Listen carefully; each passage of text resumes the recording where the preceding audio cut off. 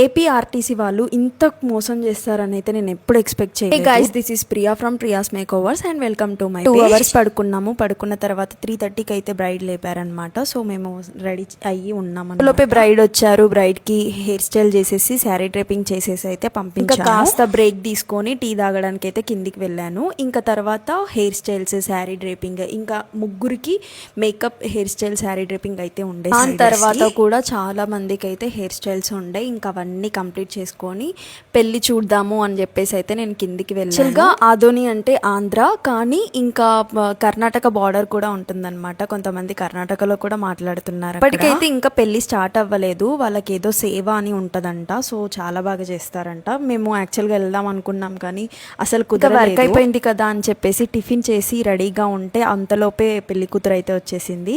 వెళ్ళి చూద్దాం అని చెప్పేసి చూసాము. చాలా వెరైటీగా ఉండే అన్నమాట. పెళ్లి అయిపోయాక రిసెప్షన్ కి ఇంకొక శారీ ఉంటుందన్నమాట. ఆ శారీ ఎక్స్చేంజ్ కోసం అయితే వెయిట్ చేస్తున్నాం మేము.